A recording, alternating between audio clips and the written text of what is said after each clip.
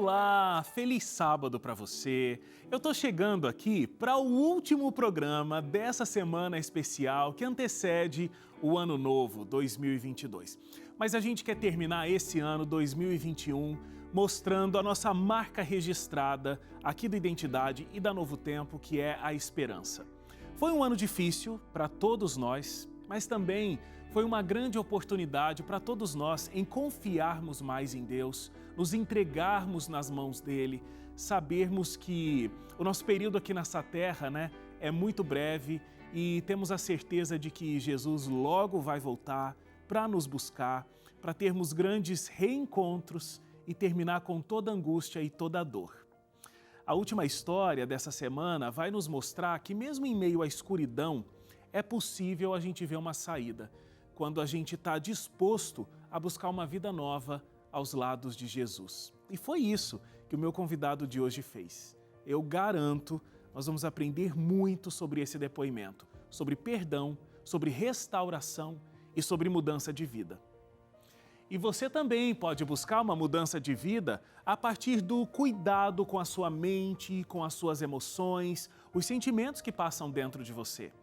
Eu tenho aqui um material que eu te mostrei durante toda essa semana e vai te ajudar muito. É a revista Sentimentos, a Ciência do Existir.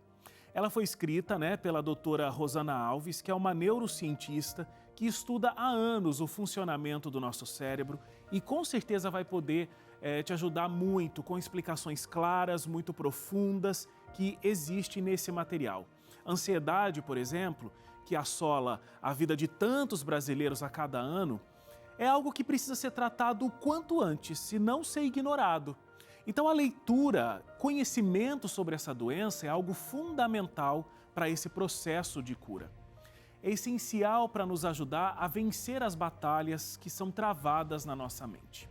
Peça a sua revista agora, tá bom? Você pode ligar, mas aí você liga no horário comercial, das 8 da manhã às 5 horas da tarde. Vou te dar o telefone que está aparecendo aqui no vídeo também. 0 operadora 12 2127 3121, tá bom? 0 operadora 12 2127 3121. Você pode também mandar o seu WhatsApp. É 12 98244 0077. 12 98244 0077. Peça a sua agora mesmo, tá bom? Eu te convido a ficar comigo até o final desse programa especial de Ano Novo. Mas você espera 30 segundos e confere junto comigo a história do Roberto. E eu tenho certeza, você vai se emocionar junto com a gente. Intervalo rápido, Identidade volta já.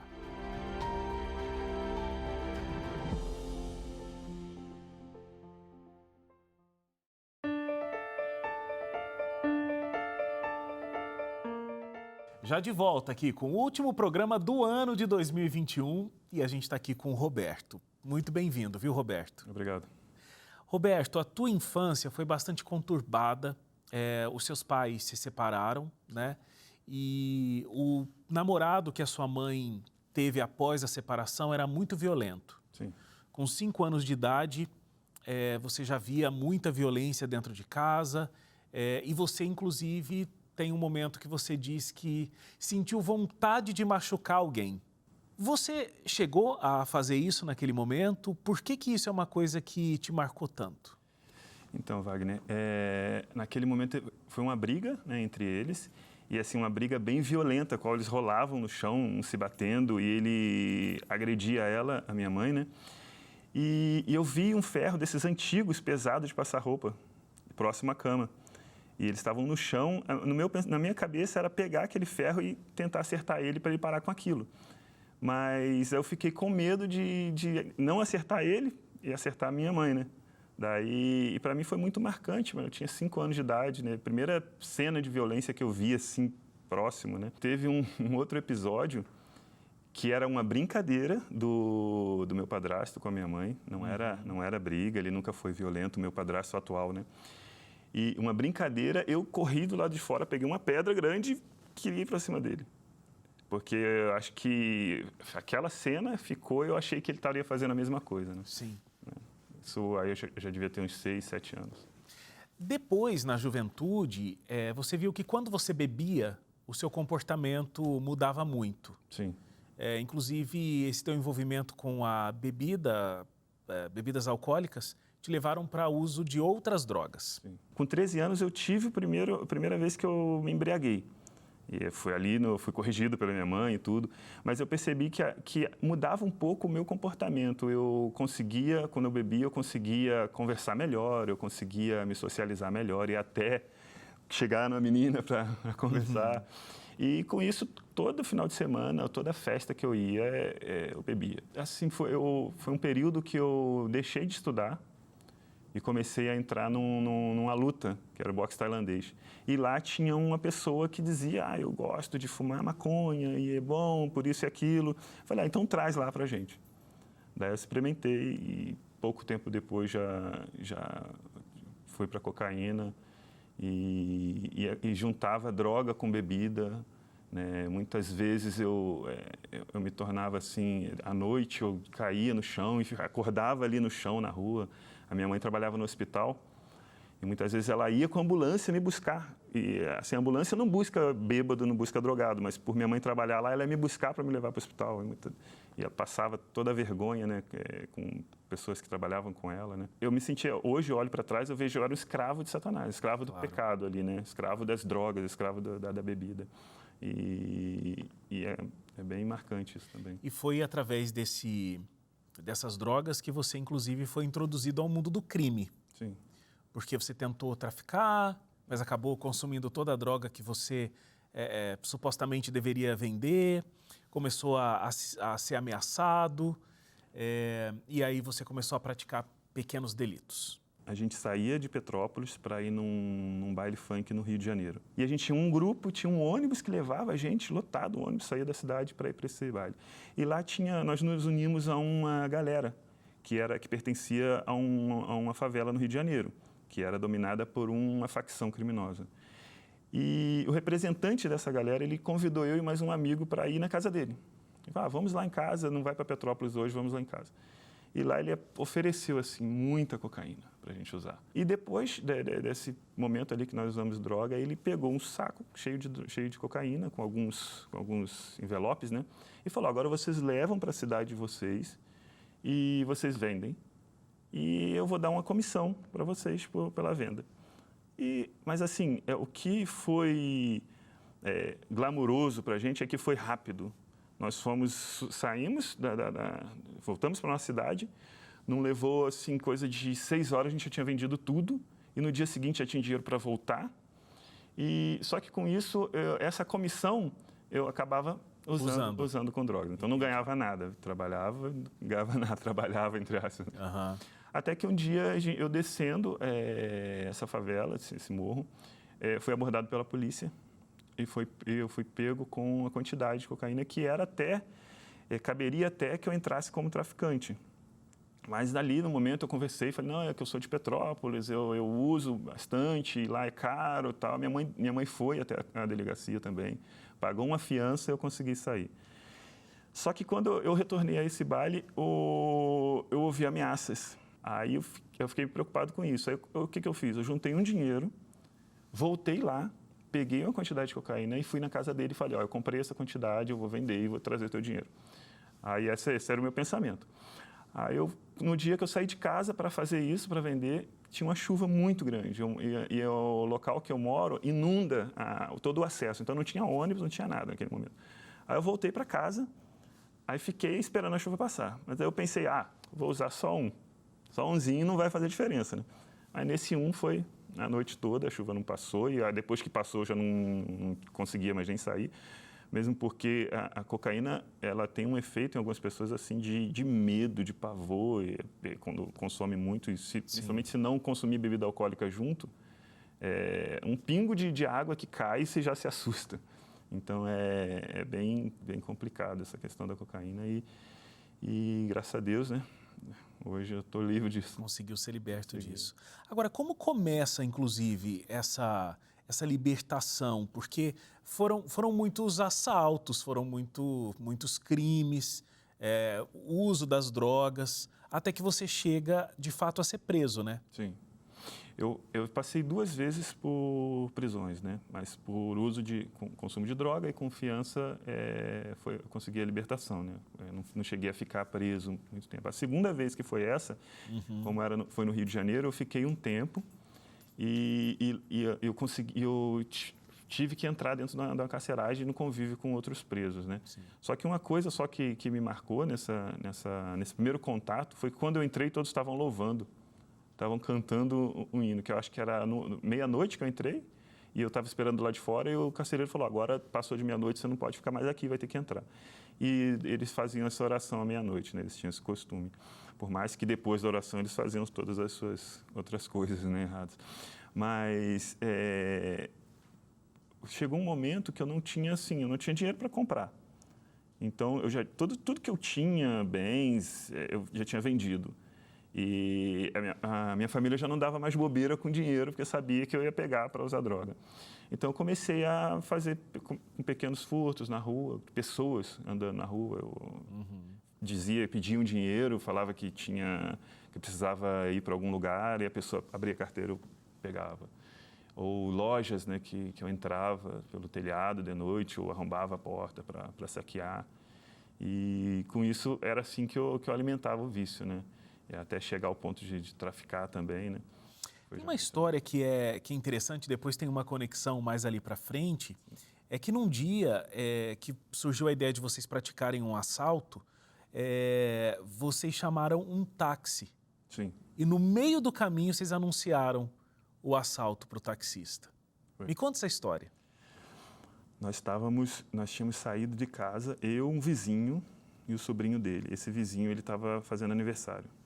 E nós fomos comemorar esse aniversário e já tínhamos 2 garrafas de bebida, já fomos andando até o centro da cidade bebendo e chegando lá encontramos outras pessoas e consumimos droga, né? E no meio dessa bebedeira e do uso de droga surgiu a ideia. Porque a gente queria consumir mais e não tinha mais dinheiro, eu falei, vamos pegar um carro e na cidade que eu morava, que é Petrópolis, lá os carros, os táxis não tinham nenhuma indicação, a não ser aquele letreiro luminoso em cima. Então, a gente pode levar o táxi para uma favela no Rio, tirar o letreiro e vender, trocar por cocaína. E essa foi a ideia. E no meio do caminho foi anunciado o assalto e o pensamento ali de ambos era, a gente tem que arrumar um jeito de não ser pego. E surgiu a ideia de matar o taxista. E ninguém tinha arma de fogo. E foi encontrado não sei se era alguma coisa para bater em pneu que tinha no porta-mala. E com esse instrumento golpeamos o taxista. Até a morte, né, que nós imaginávamos. Mas, graças a Deus, para a glória de Deus, ele não veio a falecer. E a gente vai voltar a falar sobre ele daqui a pouquinho. Sim. Deixa eu fazer um intervalo rápido aqui nesse ponto e a gente na volta vai entender como é que a vida do Roberto foi muito impactada, inclusive de dentro desse processo carcerário que ele viveu. A gente volta a falar desse taxista que eles acharam que tinha morrido, mas não morreu também, e toda a transformação de vida pela qual ele passou. Intervalo rápido e a gente volta já.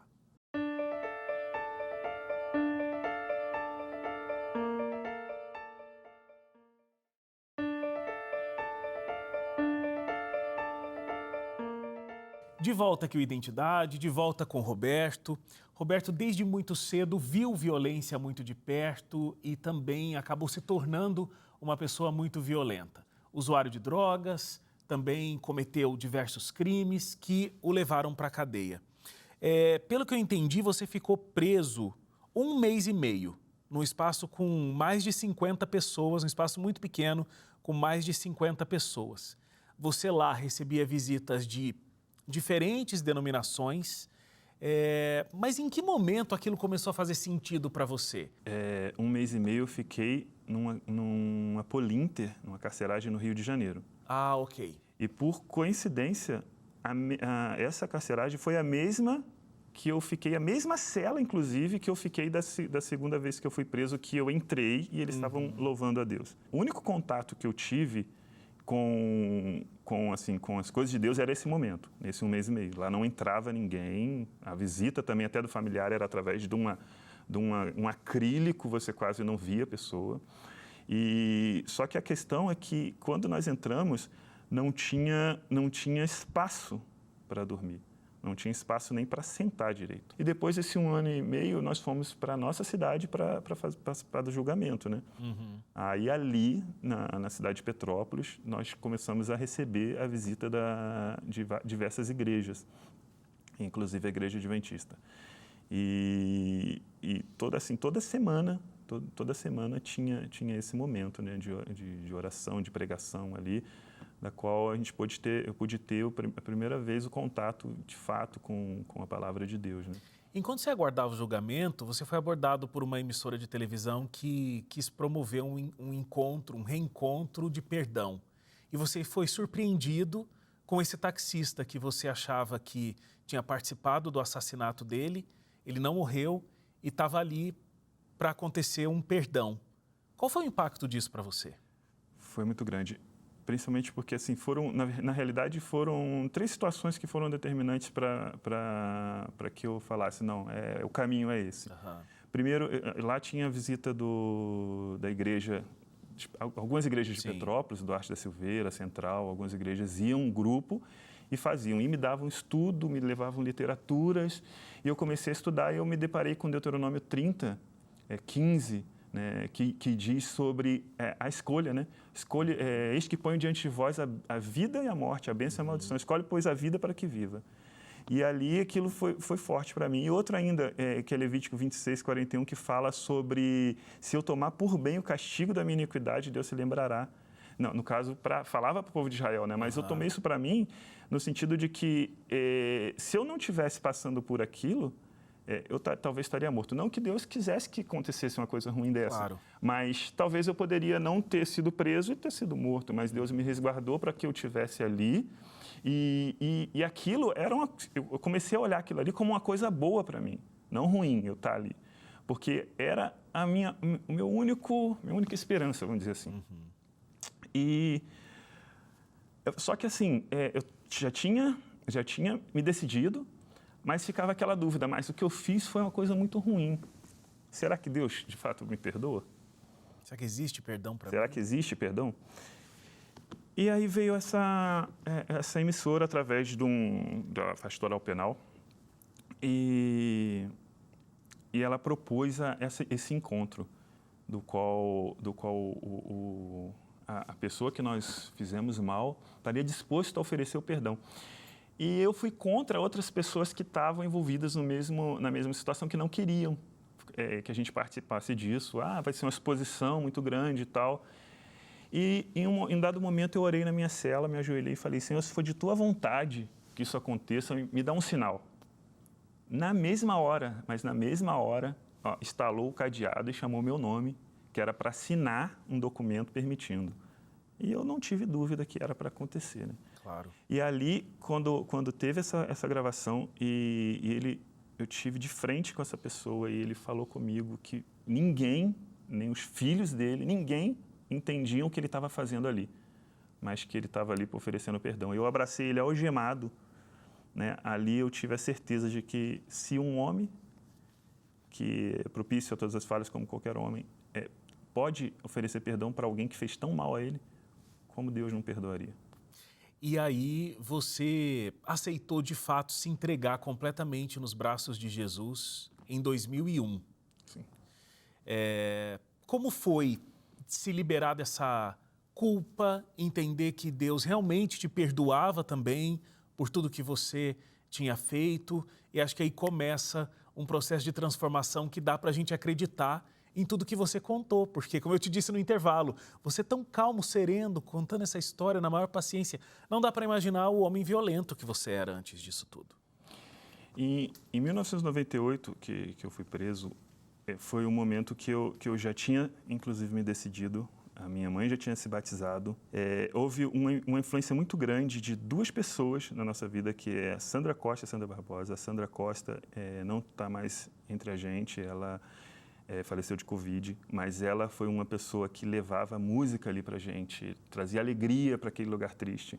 E a Sandra Barbosa foi que me acompanhou. Nesse período todo que eu passei, né, até ver o julgamento, que levou mais de um ano,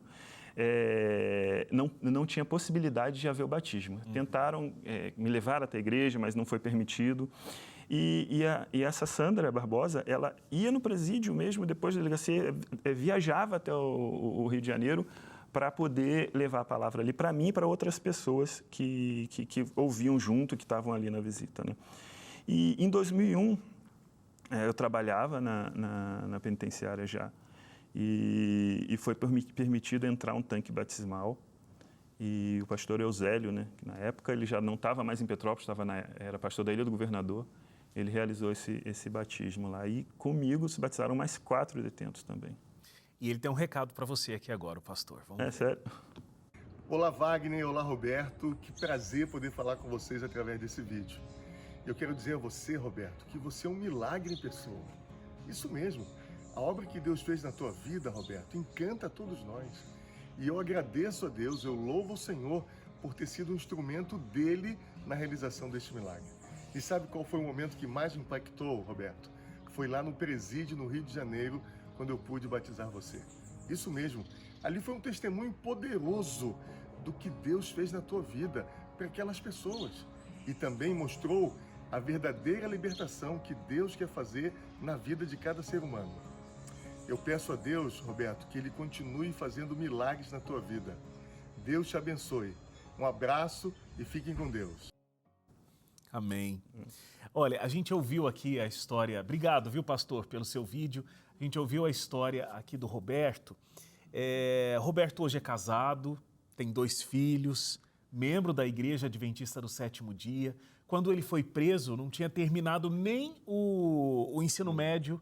Hoje é um estudante que está indo lá para o 3º ano de medicina, ou seja, realizando grandes sonhos e grandes coisas. Você está vivendo uma nova vida. A gente está falando de oportunidades aqui, né? De viver de uma forma diferente. Esse é o último programa do ano. Semana que vem já estamos em 2022.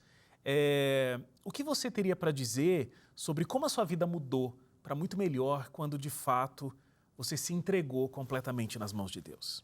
O primeiro grande milagre foi a minha conversão ali, claro, e sentir, né, abraçado por Deus.